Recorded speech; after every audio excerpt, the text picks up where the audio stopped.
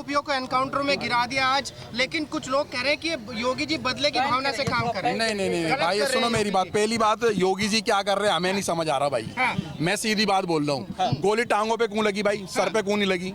छाती पे क्यों नहीं लगी? उस माँ के आंसुओं से पूछो ना। उस माँ का कलेजा फट रहा है। कोई 9 साल की बच्ची का बलात्कार कर रहा है, कोई 4 साल की बच्ची का बलात्कार कर रहा है, कोई बच्चों के 35 कर रहा है, कोई 3-3 बच्चों के मदरसे छापिए करने के बाद जिंदा यूपी के अंदर लटका दे रहे की करके पेड़ पे। कोई सुमित गुर्जर को मार रहा है, कोई मेवात में मार रहा है। ये रही भाई फोटो, ये रही। गोली टांग पे सोल्यूशन है, गोली यहाँ सोल्यूशन है। अब उस कुत्ते आदि को योगी आदित्यनाथ जी की जो पार्टी है, जो सरकार है, जो महाबर, वो हमारे हिंदुओं के टैक्स से उसको सिक्योरिटी दिलवाएगी, उसको जेलों में खाना खिलवाएगी, उसके जेल के खाने में डाल करके खिला करके मार को। एक माँ के बच्चे को उन चीज़ों ने नाखून नोच लिए। उन्होंने मर्डर थोड़ी ना करा उसका, उन्होंने मर्डर नहीं करा। उन्होंने इस देश के अंदर 110 करोड़ सनातनियों को मारा है। उसने इस देश के सारे युवा बच्चों को मारा है। उसने 27 बच्चों, इस देश की सारी माओ के छाती में जिहादियों ने। कैसे जिंदा है वो, कैसे जीवित है? मैं हाथ जोड़ के कहना चाहता हूँ, मर्दों सुन लो, हिंदू मर्दों, तुमने चूड़ी और लिपस्टिक बिंदी लगा ली है क्या? आज माओ का कलेजा फटे जा रहा है। आज माए बाहर निकलने का तैयार है। जो घर में सब्जी काटने वाले नाई से ना, नाइफ चाकू, वो मायूं कह रही है, एक माँ कह रही है कि मेरे दरवाजे पे कोई आ गया तो सब्जी काटने वाले से उसके इतने टुकड़े करूंगी कि भारत में जिहादी जो मदरसों में ट्रेनिंग ले रहे, इनकी अकल इस भारत में इनकी ठीक करेंगे और ये अपने गली के कुत्तों को खिलाएंगे, इन्हें भागने भी नहीं देंगे। अखिलेश यादव कहते हैं कि जब संवेदनशील क्षेत्र था, वहाँ पर प्रशासन को क्यों नहीं पहले तो अपनी ऐसी तैसी करवाने के लिए अखिलेश यादव, तू अपनी ऐसी तैसी के लिए, वो मुल्ला यादव तू जो है, तू अपनी ऐसी तैसी करवाने के लिए मुख्यमंत्री बन रहा है। तो अपने ऐसे करवाने के लिए मुख्यमंत्री बन रहा है। मतलब कि कोई जहां पर मुल्ले ज्यादा है, जहां पर मुस्लिम ज्यादा है, जहां पर मदरसे ज्यादा है, जहां पर ये मस्जिद ज्यादा है, कब्जा करके जो मस्जिद बना रखी है इन्होंने, वहां पर भाई साहब यात्रा, शोभा यात्रा ही निकलेगी, शोभा यात्रा ही निकलेगी। जा, हम भी कहते निकालो हमारे मंदिरों का ताजिए। तुमने अपनी माँ का दूध पिया है? सुन लो हिंदुओं, कंप्लेंट दे देना अपने लोकल थानों में। किसी भी मंदिर के आगे से इनके ताजिए नहीं निकलने चाहिए, बदला लेना पड़ेगा। और सुन लो एक बात और, में अपने क्षेत्र में जहां पर मस्जिदें हैं और ये 4-4, 5-5 भौंपू लगा करके 5 टाइम जो चिल्ला रहे हैं, अपने लोकल थाने में कंप्लेंट दो, 112 पे कॉल करो, तुम्हारा बीट ऑफिसर आकर के उसके माइक को बंद करवाएगा। सुप्रीम कोर्ट की गाइडलाइन के ये धज्जियां उड़ा रहे हैं। बेमतलब में उस अजान को कोई सुन करके राजी नहीं है। हिंदू सुनता ही नहीं है उसको, हिंदू को पता ही नहीं बोल क्या रहे ये लोग। को हमारे कान फाड़ रहे हो, को हमारे बच्चों को, जो बच्चे एजुकेशन जो पढ़ाई तैयारी कर रहे हैं, इस देश के IAS IPS commissioner, DCP SCP बनने की, जज बनने की, DM SDM बनने की तैयारी कर रहे हैं, उनको ये अजान सुना करके बनाएंगे क्या? बेवकूफ बना रहे जनता का। अदले का बदला हम भी लेंगे और तैयार है इस देश का कट्टर हिंदू सनातनी। विपक्ष ये भी तो यही तो कह रहा है कि धार्मिक उन्माद फैलाया जा रहा है। अच्छा एक सेकंड भाई साहब, ये सुअर भाई चला देना कसम अपनी, तुम्हारी गंगा माई की कसम है तुम्हें भाई, ये चला देना ये सुअर। सुनो भाई, इस सुअर ने ना, इसमें फर्क नजर आ रहा है? नहीं ना आ रहा ना? इस सुअर ने हमारी मैया रानी के लिए बोला है। तू कितने दिन जीवित है ना हमें नहीं पता, लेकिन तुम्हें सुन लो हिंदू हो, अगर तुम्हारे अंदर पोसार है ना, अगर तुम पक्के हिंदू हो, अगर हिंदू माँ की कोख से पैदा हुए हो, तो इससे बदला लेना है, इससे बदला लेना है। इस राम और कृष्ण की भूमि में इसके चरण नहीं रहने चाहिए। जहां ये मिल जाए ना तुम्हें, इसे रगड़ दो, रगड़, जहां मिल जाए।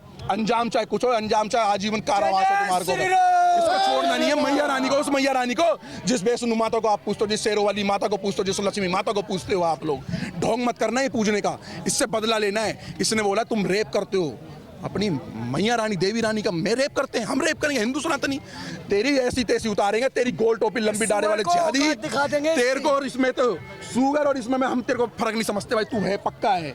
देख अपने माँ बाप, अपने बाप है, देख अपनी तेरी माँ की खटिया पे कौन आया था? तेरी माँ की खटिया पे ये तो नहीं आया था। ये देख, जो तू इस देश के अंदर सांप्रदायिक दंगे की तैयारी कर रहा है, तो बेटा तैयार हम भी हैं। हमने भी अपने हिंदू भाइयों से बोल रहा है धनतेरस वाले दिन ना ये चम्मच प्लेट मत खरीदना, जो तुम्हारे ना पिछवाड़े लाल कर देंगे। सही बता रहा हूँ। अब की बार भाई नारियल काटने वाला खरीद करके लाना, तो नारियल काटने वाला बचाएगा आपको। कह रहे यूपी में उपचुनाव है, हाँ, इसलिए जो है ऐसा माहौल बनाया गया बहराइच में। उससे पहले नहीं होता था कुछ भी। उससे पहले जब होता था ना भाई साहब, मेरी बात सुनो, उससे पहले होता था ना जब अतीक अहमद जैसे गैंगस्टर जब हिंदुओं को मारते थे, धनाधन गोलियां, थानों में अफसर और DCP SCP में धनाधन गोलियां उतार देते, जब उसमें क्या कहते हैं उस सब इंस्पेक्टर में गोली उतारी थी सर पे, तब क्या हुआ था भाई साहब? तब क्या हुआ था? तब तब मीडिया वाले बात दबा देते थे। मोदी जी का एक ही एजेंडा था इस देश के अंदर, डिजिटल इंडिया, स्मार्ट इंडिया। अगर पीछे वाली गली में कोई जिहादी अगर थप्पड़ मारे तो 15 मिनट में आगे वाली गली को पता लगनी चाहिए, जो साले 15 मिनट की लोग गाली धमकी देते थे। आज पता लग रहा है इस भारत के अंदर। उत्तर प्रदेश की अखिलेश यादव का ना देखो, अगर सरकार टाइट थी तो फिर योगी जी काम सही कर रहे हैं, लेकिन टांग की जगह गोली छाती पे और माथे पे भी लग सकती थी। जय श्री राम, जय गौ माता की, भारत माता की। देखिए एनकाउंटर कर दिया आज, बहुत बढ़िया, मुझे को बहुत अच्छा लगा। लेकिन मैं कहता हूँ वो जो गोली पैर में लगी है, कहीं ना कहीं वो गोली माथे की हकदार थी। वो गोली अगर सर पर लगती तो ज्यादा अच्छा लगता हिंदू समाज को, और कहीं ना कहीं उस परिवार को न्याय मिलता। लेकिन पैर में भी गोली लगी है। और उत्तर प्रदेश के एसटीएफ प्रमुख अमिताभ एस जी ने भी बोला है, उत्तर प्रदेश के अंदर कोई भी अगर इस प्रकार का दंगा करने की कोशिश करेगा तो चाहे सरफराज हो या आदिल हो या यूसुफ हो, सबका इलाज एक ही होगा कि उसके पैर में गोली होगी। और कहीं ना कहीं उत्तर प्रदेश प्रशासन एक नज़ीर बनाएगा। माननीय मुख्यमंत्री योगी आदित्यनाथ जी ने बोला है एनएसए के तहत, राष्ट्र विरोधी गतिविधियों के तहत उन पर कार्रवाई होनी चाहिए। आप एक बात बताइए, जहां इनके 50 मकान हो जाते हैं उस क्षेत्र को संवेदनशील घोषित कर दिया जाता है। ऐसे कैसे संवेदनशील घोषित हो जाएगा? क्या बहराइच भारत के अंदर नहीं आता है? उत्तर प्रदेश के अंदर ही बहराइच आता है। और एक कौम इस देश के अंदर सिर्फ और सिर्फ दंगा फसाद करने का काम कर रही है। वो कौम आप अच्छे से जानते हैं कौन सी है। आप बताइए, अखिलेश यादव टेढ़ी नाक वाले नेता, पूर्व मुख्यमंत्री उत्तर प्रदेश के, टेढ़ी नाक वाले बोलते हैं कि यूपी में तनाव है क्योंकि चुनाव है। अरे मौलाना अखिलेश यादव जी, मान लेते हैं कि यूपी में चुनाव है, झारखंड में कौन सा चुनाव था, असम में कौन सा चुनाव था, त्रिपुरा में कौन सा चुनाव था, हिमाचल में कौन सा चुनाव था, कर्नाटक के अंदर कौन सा चुनाव था? आप एक बात बताइए, देखिए अगर एक ही मैं कह रहा हूं कि सारे के सारे आरोपी, सारे के सारे आतंकी एक ही मजहब के होंगे तो उनका एनकाउंटर तो होगा। इसमें मजाक देखने वाली क्या बात है? लेकिन मैं एक बात जानकारी देना चाहूंगा, मौलाना अखिलेश यादव जी का शायद डाटा कमजोर है। इस सरकार में विकास दुबे का भी एनकाउंटर हुआ है, मुन्ना बजरंगी का भी एनकाउंटर हुआ है, मनोज ठाकुर का भी एनकाउंटर हुआ है, और यादव जी का भी एनकाउंटर हुआ है। कि योगी जी ना एक कौम को टारगेट कर रहे हैं, एक कौम को ज्यादा मार दे रहे हैं। देखिए, पत्थर वही कौम चलाती ना, वो कौम पत्थर का चलाना बंद कर दे, उनको टारगेट करना बंद कर दिया जाएगा। पत्थर आप चलाएंगे तो बुलडोजर मेरे घर पे क्यों चलेगा? पत्रकार महोदय, फोन आप चोरी करोगे तो मेरे घर पे पुलिस क्यों आएगी? आप बताइए, आपके अगर सर पे चोट है तो हाथ पे बैंडेज लगाते हैं क्या? नहीं लगाते ना। सर पे चोट है तो सर पे ही बैंडेज लगेगा। तो जो पत्थर चलाएगा बुलडोजर उसके घर पर चलेगा। जो 34 छर्रे एक निर्दोष में एक व्यक्ति जिसको पैर पे गोली मारी गई, उसके लिए सारे दो घोड़ी के नेता मातम मना रहे हैं जैसे इनका बेटे को गोली मार दी गई हो। लेकिन एक परिवार, एक माँ जिसने अपना बच्चा खो दिया, एक बहन जिसने अपना भाई खो दिया, एक बीबी जिसने अपने पति खो दिया, एक बाप जिसने अपना बेटा खो दिया, जिसका बच्चा चला गया, उस परिवार के लिए इनके दिलों में कोई संवेदनाएं नहीं है। वो परिवार इनके लिए कोई मायने नहीं रखता। ये सिर्फ और सिर्फ गोल टोपी, लंबी दाढ़ी, MY फैक्टर को लेके चलने वाले लोग हैं। 20% वोट बैंक को लेकर चलने वाले लोग। और कांग्रेस के नेता कह रहे हैं कि अगर ये सभी करना है तो कोर्ट कचहरी बंद कर दीजिए, अगर अपनी तानाशाही दिखानी। देखिए, मैं आपके चैनलों के माध्यम से उत्तर प्रदेश सरकार से पूछना चाहता हूँ, मुलायम सिंह जी की सरकार में 2012 में 891 एनकाउंटर हुए। आप कह दीजिए नहीं होने चाहिए थे। ये लोग फेक एनकाउंटर पर बात करेंगे। इनकी सरकारों में जोली LB 2 जैसी पिक्चरें बनी। मुस्कुराइए, आप लखनऊ में हैं, जिसमें उत्तर प्रदेश हाई कोर्ट ने डिसीजन दिया कि आपके पुलिस वालों ने फेक एनकाउंटर करा है। आज बताइए, सुप्रीम कोर्ट या हाई कोर्ट एक भी डिसीजन आया उत्तर प्रदेश पुलिस के खिलाफ, दायर कीजिए ना याचिका। आप जाते हैं, आप मुंह की खानी पड़ती है आपको। इनकी सरकारों में, मौलाना अखिलेश यादव के पिताजी की सरकार में पिक्चरें बनती थी, वेब सीरीज बनती थी। मिर्जापुर वेब सीरीज आपने देखी होगी, पूर्वांचल में गुंडा राज, इनकी सरकारों की देन थी। आपने रक्तांचल वेब सीरीज देखी थी, किस प्रकार से यूपी में गुंडा राज मचा, ये इनकी सरकार की देन थी।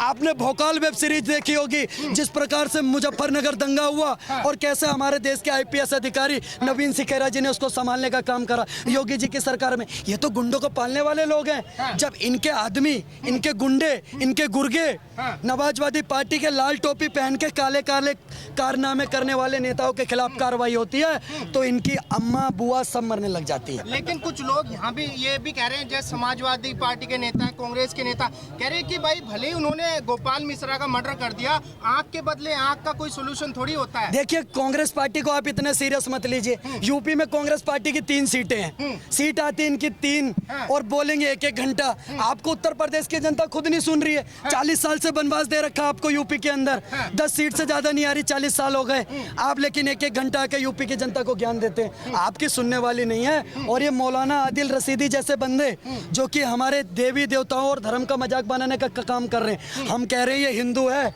अब ये ना बटेगा ना कटेगा।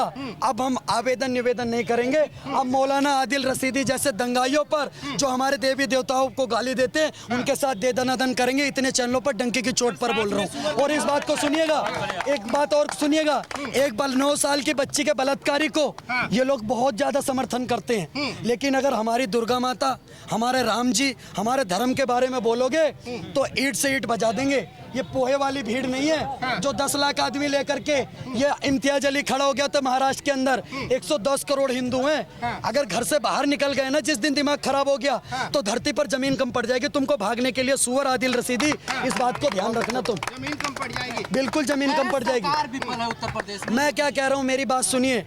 हम जब तक राम जी को मान रहे हैं, जय श्री राम के रास्ते पर हैं, हमें रहने दो। जिस दिन हम हर हर महादेव पर आ गए तो आदिल रशीदी जैसे मौलाना ये सऊदी, तुर्की और ईरान में नजर आएंगे। जैसे हसन नसरुल्लाह ठोक दिया गया ना, ऐसी कोई हिंदू आएगा और ठोक करके चला जाएगा। अरे मैं कहना चाहता हूँ हिंदुओं, सिर्फ और सिर्फ एक लॉरेंस बिश्नोई जैसा कट्टर हिंदू जागा है तो सारे के सारे ये बॉलीवुड वालों की फटी पड़ी है। और जिस दिन 110 करोड़ हिंदू सनातनी जाग गया तो ऐसे मौलाना भागते हुए नजर आएंगे। इस बात को ध्यान रखना।